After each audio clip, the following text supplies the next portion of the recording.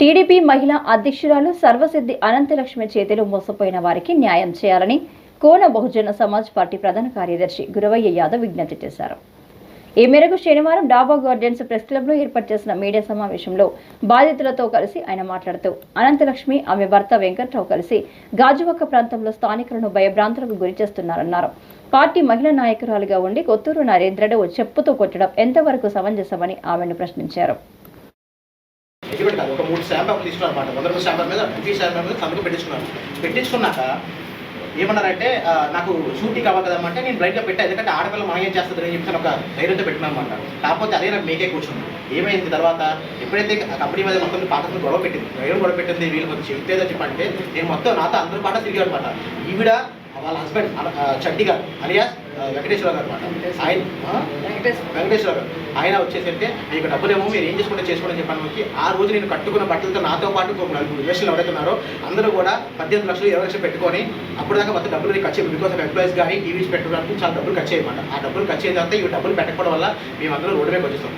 అందులో ఒక వ్యక్తి నాకు బాగా మా మానవాకి బాగా ఆప్తులైన వెంకటప్పారావు గారు చెప్పేసి ఈరోజు సర్పంచ్ ఆయన వైసీపీ సర్పంచ్ అనమాట. ఆయన కూడా అప్పుడు కొత్తగా పెళ్ళి అయితే ఆ పెళ్ళైన వాళ్ళ వైపు బంగారం తాకట్టు నాదాలు ఇన్వెస్ట్ చేశారు. సో ఇవి నమ్ముకున్నందుకు మొత్తం మీ పార్టీ రోడ్డు మీద వచ్చేసాం అనమాట. ఒక ఎంబీఏ గ్రాడ్యుయేట్ నేను మా తమ్ముడు మిగతా ఫ్యామిలీ 4 ఫ్యామిలీకి రోడ్డు మీద వచ్చేసిన తర్వాత కూడా సరే ఓకే అనుకుంటే ఆ స్టాంప్ పేపర్ ఎప్పుడైతే మేము ఎప్పుడైతే ఇచ్చామో నమ్మకంగా ఇచ్చినకి ఆ స్టాంప్ పేపర్ మిస్యూజ్ చేసుకొని కోర్టులో కేసు వేశారు. ఏమని మా అప్పు వాళ్ళని చెప్పేశారు.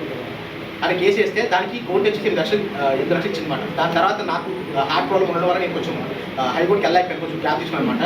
సో అది ఎవరైనా కక్షోగాల్లో పెట్టుకొని నేనండి లాస్ట్ ఇయర్ నేను బీహెచ్పీలో ఉండేవన్నమాట. సో నేను బీహెచ్పీలో లేనని చెప్పేసి అని నేను మా మమ్మీ మా నాన్న మా అమ్మగారు అంతా కూడా నిండే మొత్తం అంతా కలిపి మీరు లోకల్ ఎక్కడైనా ఎంక్వైరీ చేసుకొని నా మీద ఇప్పుడు వచ్చి ఎటువంటి కేసు కూడా ఏమీ లేదు. ఇప్పుడు వచ్చి పోలీస్ స్టేషన్ ఒక అడుగుని ఇప్పుడు పెట్టలేదు. అలాంటిది నేను మొన్న మా చెల్లెలు గారికి మా చెల్లికి వచ్చేసి పెళ్లి సంబంధం అవుతుందంటే ఆ పెళ్లి సంబంధంలో కూర్చుంటే ఇద్దరు పోలీస్ స్టేషన్ నుంచి వాళ్ళు కేసు ఫైల్ చేసి నన్ను తీసుకొచ్చి నేను రవి గారు కూర్చున్నాను. నాకు ఎస్ఐ రవి గారు పిలిచారు మరి గాజువక్క స్టేషన్ ఎస్ఐ పిలిచి కూర్చొని నన్ను విచారిస్తున్నారు అనమాట. ఏమని బాబు ఏమైందమ్మా ఏంటంటే చాలా మర్యాదపూర్వకంగా విచారించారు. అతను నా మీద ఒక మ్యాన్ హ్యాండింగ్ కానీ ఏమీ చేయలేదు, చాలా మర్యాదపూర్వకంగా ఏమైంది నాన్న ఏమే కేసు పెట్టారు ఎంత ఒక రైట్ అంటే వచ్చి ఇలా మాట్లాడుకుండగానే ఆవిడ ఎక్కడి నుంచి వస్తుందో ఏ వస్తుందో తెలియదు. ఈ పక్కన రూమ్ నుంచి అలా వచ్చింది. నాకేంటి ఎవరు వచ్చిన మనిషి కనుక తిరిగాను తీసుకొని చెప్పుతే పోతుంది. ఆ వీడియో మీరు అందరూ చూశారు. దాని ముందు ఆవిడ ఏం చెప్తుంది దాని కౌంటర్ కింద నేనైతే దుర్భాషాడని చెప్పేసాను. మీరు కావాలంటే సీసీ ఫుటేజ్ మళ్ళీ మీరు కావాలంటే రిక్వెస్ట్ పెట్టుకుంటాను కోర్టుకి, అది కూడా వస్తుంది. నేను స్టేషన్లోకి ఎప్పుడు ఎంటర్ అయ్యాను, నేను స్టేషన్ ఎంటర్ అయిన తర్వాత ఒక గంట పోయి ఆవిడ వచ్చాను అనమాట. నేను అక్కడ తినడానికి కానీ నేను ఆవిడతో మాట్లాడి 4 రోజుల ముందు అవుతుంది. దీనికి ముందు ఏం జరిగిందంటే ఎప్పుడైతే 2019లో ఎలక్షన్ టైంలో మాకు నేను హైదరాబాద్లో కంపెనీ పనిచేసినప్పుడు నేను ఎలక్షన్కి ఓటేయడానికి వచ్చాను అనమాట. అప్పుడు మా ఇంటికి వచ్చింది. మా ఇంటికి కిందకు వచ్చి కింద పాల్పడి నేను కిందకు వచ్చి తమ్ముడు మీతో పని ఉంది అంటే వచ్చి నేను మీతో మాట్లాడినంటే లేదు తమ్ముడు అయిపోయింది నేను న్యాయం చేస్తానని చెప్పి నన్ను ఆ రోజు నైట్ ఎలక్షన్ ఎల్లున్నారు కదా నన్ను నాగరెడ్డికి తీసుకెళ్ళింది. అంటే నాగరెడ్డి అంటే ఎక్స్ ఎమ్మెల్యే అనమాట. తీసుకెళ్ళి 5 లక్షల రూపాయలు అందరూ తీసుకుంది. దానికి సాక్షి నేనే. తీసుకొని ఏమని చెప్పింది అనుకున్నారు, నేను అడగను అక్క అదేంటక్క మీరంతా టీడీపీ కదా అందుకే మిమ్మల్ని నేను వచ్చాను, మీరు వచ్చేసి ఆయన దగ్గరికి వెళ్తారంటే తమ్ముడు నీకు రాజకీయం తెలియదు, ఇదే రాజకీయం అంటే ఆయన డబ్బులు ఇస్తాడు మనం అక్కడ వచ్చి మేము ఇవ్వాలని చెప్పి వాటి కూడా డబ్బులు అవ్వదంట. 5 లక్షల రూపాయలు తీసుకునేదానికి సాక్ష్యం నేనే. నా కళ్ళ తీసుకుంది. ఆ రోజు రాత్రి చంటి అనంతలక్ష్మి నేను కలిసి నాకు వాళ్ళ కార్లు వెళ్ళాము, తీసుకొచ్చాము. రాత్రి డబ్బులు నా దగ్గర ఉన్నాయి. దాని తర్వాత రోజు మార్నింగ్ వచ్చేసి నా దగ్గర డబ్బులు పట్టుకెళ్ళి మరి ఏం చేశారో మాకు తెలియదు. అప్పుడు కూడా ఏమన్నారంటే ఎమ్మెల్యే పల్లాసింగ్ గారు ఎవరైతే ఉన్నారు కమ్యూనిటీ పరంగా అడిగేది ఇచ్చారంట. ఆయన కానీ దించేస్తే నెక్స్ట్ నేనే ఉన్నాను తప్ప నా వెనకాల ఎవరు తన వెనకాల నన్ను బీజేపీలో ఎవరు లేరు అని చెప్పేసి అని చాలా స్ట్రాంగ్గా నిలబడింది అనమాట. నాకు ఈ విధంగా రాజకీయాలకు దండం వచ్చేసి బయటకు వచ్చేస్తే అప్పుడు కట్ చేస్తే మన స్టేషన్లో జరిగింది. ఇంకొకటి ఇప్పుడు ఏదైతే స్టేషన్లో జరిగిందో నా మీద పెట్టిన కూడా నీకు తప్పుడు ఆరోపణలు అనమాట. ఎలాంటి ఆరోపణలు అంటే అసలు అనంతలక్ష్మి నాకు ఒక రూపాయి ఇచ్చినట్టు కానీ ఒక 10 రూపాయలు నాకు ఇచ్చినట్టు కానీ ఒక ట్రాన్సాక్షన్ కానీ ఏమీ లేదు.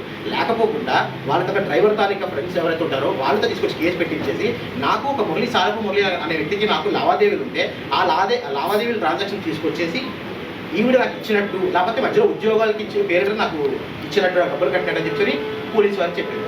నేను సీఏ గారికి మన పాతసారి గారు అనమాట, చాలా గురువు గారు చాలా మంచివారు, అంటే చదువుకున్నట్టు మంచి వాల్యూ ఇష్టపడ నన్ను ఆరోగ్యం కూర్చోబెట్టి ఏంటి నాన్న ఏంటి కదా అంటే నేను మొత్తం చెప్పడం జరిగితే ఆయన ఏం చేశారంటే సార్ ఓకే అతను ఏమంటే సార్ బాబు కేసు ఎవరైనా సరే స్టేషన్కి వచ్చి కేసు పెట్టండి అని ఏంటంటే ఎవరికైనా కేసు తీసుకోవాలి, అది నువ్వన్నా ఎవరైనా సరే కేసు తీసుకోవాలి అంటే నేను దానికి యాక్సెప్ట్ చేశాను. యాక్సెప్ట్ చేసిన తర్వాత నన్ను మా నాన్నగారిని కలిపి మాకు డబ్బులు ఇచ్చామని చెప్పేసి అని పెట్టి 4 సాక్షి సంతకాలు పెట్టించి కేసు పెట్టింది.